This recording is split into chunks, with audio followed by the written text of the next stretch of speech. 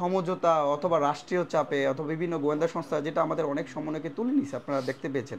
হয়তো তারাই হয়তো বা চাপের মুখে হয়তো বলছে, বাট ছাত্র সমাজ এই রায় নিয়ে সন্তুষ্ট না। আমরা এই রায়কে ইতিবাচক হিসাবে দেখি, তবে আমরা পরিপূর্ণভাবে আস্থা বা বিশ্বাস রাখতে পারছি না। কারণ সরকার থেকে কোর্ট থেকে যেটা বলা হয়েছে যে প্রধানমন্ত্রী অথবা নির্বাহী বিভাগ চাইলে আবার এই কোর্ট এই যে রায়টা সেটা তারা তারা তাদের মতো করে সংশোধন বিয়োজন করতে পারে।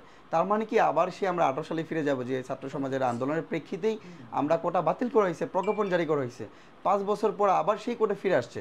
তাই এখন যদি এরকম 9-6 হয় আমরা মনে করি, কারণ বিশ্বাস রাখতে পারছি না তো। কারণ আমাদেরও 18 সালে এরকম হামলা হয়েছে, মামলা হয়েছে, অনেক রক্তের বিনিময়ে আমরা এটি দাবিটা পেয়েছিলাম। একইভাবে যদি এখন আবার আবার সেই কোটা বহাল রাখে, সেই জন্য আমরা পরিপূর্ণভাবে বিশ্বাস রাখতে পারছি না। এই জন্য আমরা শুরু থেকে যেটা বলে আসছি, কোটার যৌক্তিক সংস্কার করার জন্য, এটা নিয়ে যেন আর কেউ ছাত্র সমাজের জন্য রাস্তায় না নামতে হয়, সরকার থেকে যেন কোনো কিছু না করতে হয়, সেই জন্য আমরা কোটার যৌক্তিক সংস্কার করার জন্য বলছি, এবং সেটা একমাত্র সংসদ আইন পাশ করার মাধ্যমে। তাহলে আমাদের পরিপূর্ণ দাবি হবে। হয়তোবা অনেকে অনেক কথা বলছে, কেউ হয়তো সরকারের সাথে যে চলমান অব্যাহত কি বলে সমঝোতা অথবা রাষ্ট্রীয় চাপে অথবা বিভিন্ন গোয়েন্দা সংস্থা যেটা আমাদের অনেক সমন্বয়কে তুলে নিছে আপনারা দেখতে পেয়েছেন।